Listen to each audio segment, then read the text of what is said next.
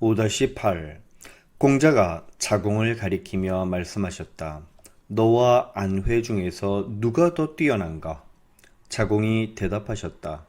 제가 어떻게 감히 안회보다 뛰어나기를 바라겠습니까? 안회는 하나를 들으면 열을 알고 저는 하나를 들으면 겨우 둘을 압니다. 공자가 말씀하셨다. 못하다. 나와 너 둘 다 안회보다 못하다. 공자가 채나라에 머문 지 3년이 되는 63세일 때 오나라가 진나라를 공격했고 초나라는 그런 진나라를 돕기 위해서 군대를 파견하면서 공자를 초빙했습니다. 공자가 초나라로 가려고 하자 진나라와 채나라 대부들은 자기들의 비리가 세상에 알려질까 두려워하여 공자를 포위했습니다. 결국 공자의 일행은 중간에서 식량까지 떨어지는 상황에 봉착했죠. 제자들의 불만이 점점 커지자 공자는 자로를 불러서 물었습니다. 나의 도에 어떤 잘못이 있기에 이 지경에 이르게 되었을까? 그러자 자로는 저희가 어질지 못하고 또 지혜롭지 못해서입니다. 라고 대답합니다. 실망한 공자가 이번에는 자공에게 같은 질문을 합니다. 그러자 자공은 스승의 도가 너무 커서 받아들여지지 않으니 조금 낮추시는 것이 좋지 않겠습니까? 라고 대답하죠. 뒤이어서 안회에게도 같은 질문을 했는데 안회는 스승의 도가 너무 커서 받아들여지지 않으나 도가 받아들여지지 않는 것은 우리의 치욕이고 또 인재를 귀용하지 못하는 것은 지도자의 치욕입니다. 받아들여지지 못할 때 비로소 군자의 참모습이 드러나니 무슨 걱정이 있겠습니까? 라고 대답했다. 이에 공자는 안씨 집안에 이런 인재가 있었던가? 네가 높은 자리에 있게 되면 나는 네 밑에서 일하겠다 라고 말하며 크게 기뻐했다고 합니다. 따라서 공자는 안회가 만약 대동사회에 태어났다면 요임금이나 순임금과도 같은 성인이 되었을 것이라고 생각했을 겁니다. 이와 관련하여 다음 두 구절을 보면 공자가 왜 안회를 그토록 극찬했는지 이해할 수 있을 겁니다. 9-19 공자가 말씀하셨다. 도에 대해서 설명해 주면 한마디도 소홀히 여기지 않는 이는 안회이다. 이처럼 아무리 사소한 한마디조차 소홀히 여기지 않고 마음속에 두고두고 담아두었다가 이를 실천으로 옮긴 인물이 바로 안회입니다. 이런 제자를 아끼지 않을 스승이 어디에 있을까요? 9-20 공자가 안회를 일컬어 말씀하셨다. 애석하다.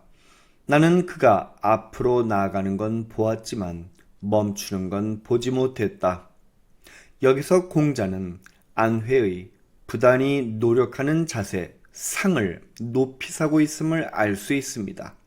하지만 공자는 왜 그런 모습이 애석하다고 표현한 걸까요? 그는 제자가 건강을 해쳐가면서까지 이처럼 노력하는 태도를 견지하는 모습에 안타까운 마음을 숨기지 않고 드러내고 있는 겁니다. 실제로 안회는 공자가 71세였을 때 41세의 젊은 나이로 생애를 마감하게 됩니다. 그렇다면 또 스승 공자는 왜 제자 안회가 자기보다 한 수 위에 있다고 말한 걸까요? 5-27 공자가 말씀하셨다. 집 10채만 모여있는 작은 읍에도 반드시 나처럼 객관적으로 판단하고 또 말을 하며 믿음을 주는 이가 있다. 하지만 그런 사람일지라도 나만큼 도를 배우길 좋아하지는 못할 것이다.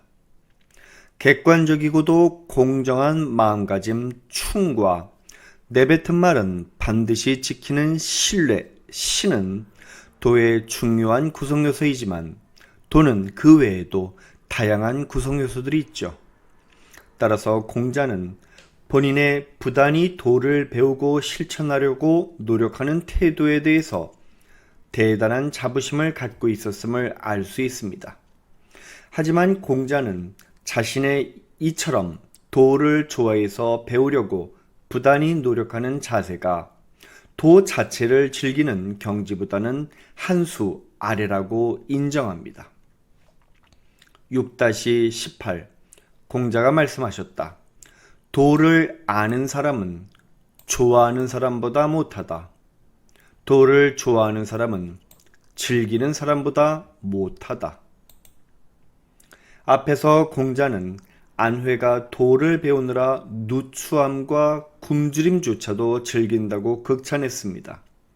또 공자는 자기보다 뛰어난 제자를 인정하고 오히려 배우려고 했습니다.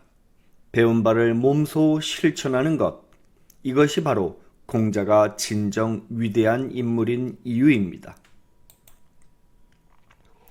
5-10 공자가 말씀하셨다. 나는 강직한 이를 만나보지 못했다. 어떤 이가 대답했다. 신장이 강직합니다. 공자가 말씀하셨다. 신장은 사사로운 탐욕을 부리는데 어떻게 강직하다고 할 수 있겠는가? 신장이 공자의 제자였다는 설이 있는데 정확하진 않습니다. 다만 이 구절을 통해서 공자는 신장이 어떤 사람인지 잘 파악하고 있었던 것 같습니다. 그리고 이제 위의 내용을 정리해보면 강직함의 의미가 명확하게 드러나는데 바로 마음이 굳세어 사사로운 탐욕을 부리지 않음을 뜻합니다. 프로야구 승부주적에 대해서 들어본 적이 있나요? 간단히 말해서 브로커가 선수들, 특히 투수에게 접근하여 돈을 건네고 요구사항을 지시한 뒤 돈을 거는 건데요. 예를 들어서 투수에게 1회에 고의로 볼넷을 주도록 지시한 뒤 불법 스포츠 베팅 사이트에 볼넷이 있을 것이라 베팅하고 돈을 버는 겁니다. 이는 스포츠의 공정성을 심각하게 훼손하는 행위이고 적발된 선수는 영구적인 선수 자격 정지 및 형사처벌을 받게 됩니다. 그럼에도 불구하고 이러한 악순환이 계속되는 건 바로 야구계를 비롯한 스포츠 분야에 만연한 위계질서 때문입니다. 적발되는 선수들이 20대의 젊은 선수들이고 그들은 선배를 통해서 소개받은 브로커들의 제안을 쉬이 뿌리치지 못한다는 겁니다. 현재 두산 베어스에서 투수로 활약하고 있는 이영하 역시 2016년에 입단한 20대의 젊은 선수입니다. 그리고 그도 마찬가지로 브로커의 제안을 받았죠. 하지만 이영하 선수는 달랐습니다. 제안을 거절했는데도 또다시 제안해오자 즉시 이를 구단에 신고하여 승부조작 브로커를 적발했던 겁니다. 이뿐만 아닙니다. 그는 신고에 대한 포상금으로 5천만 원을 수령했고 이 금액은 이영하 선수의 당시 연봉을 웃돌았습니다. 하지만 그는 전액을 모교 야구부와 소아난치 질환을 앓고 있는 환아들에게 기부했던 겁니다. 소식을 접한 많은 야구 팬들은 그에게 뜨거운 박수를 보냈고 이영하 선수는 당연히 해야 할 일을 한 것뿐이라며 겸손해했습니다. 5-11 자공이 말씀하셨다. 저는 다른 사람이 자기가 원치 않는 바를 저에게 하라고 하지 않기를 바랍니다. 저 역시 제가 원치 않는 바를 다른 이에게 하라고 하지 않길 바랍니다. 공자가 말씀하셨다.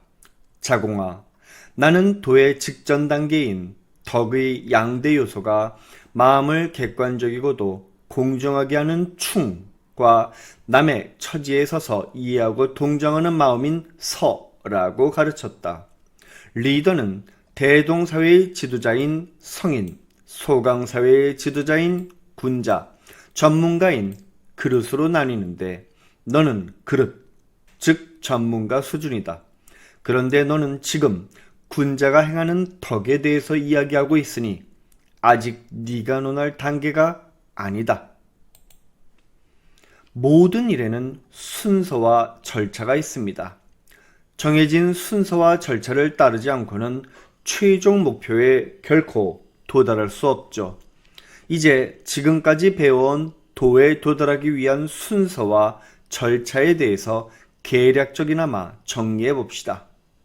먼저 믿음, 강직함, 신중함, 지혜로움, 용감함, 고듬을 실천하게 되면 비로소 검소함, 겸손함, 자애로움을 실천할 수 있게 되고, 그렇게 되면 비로소 어짐의 인, 의로움의 의, 예, 악을 행할 수 있게 되며, 그렇게 되면 비로소 중과 화에 도달하게 되고, 또 그렇게 되면 비로소 덕을 행할 수 있으며, 여기에 변치 않는 자세인 상이 더해졌을 때 비로소 최종 목표인 도에 도달하게 됩니다. 5-13 자로는 도의 구성요소 하나에 대해서 가르침을 받게 되면 그 내용을 아직 몸소 실천하지 못했는데 또 새로운 가르침을 받아서 이전의 것을 실천하지 못할까봐 두려워했다. 이와 관련하여 다음 기록을 살펴보겠습니다. 상나라 제상 부열이 고종에게 절하고 머리를 조아리며 말했다. 아는 것이 어려운 것이 아니라 행하는 것이 어려운 것입니다. 하지만 임금께서 행하는 게 어렵지 않다고 믿어서 실제로 행하면 선왕을 따라서 덕을 이룰 수 있을 것이니 저 부열이 이 말씀을 드리지 않는다면 그건 저에게 잘못이 있는 것입니다. 상서 10명 배워서 몰랐던 걸 아는 건 물론 중요합니다. 하지만 배워서 이제 알았다면 행동으로 옮겨야 합니다. 아는 걸 실천하지 못한다면 그건 모르는 것과 다를 게 없습니다. 군자는 왼쪽을 귀히 여기고 좋은 일은 왼쪽을 존중한다는 도덕경 31장의 구절을 기억하나요?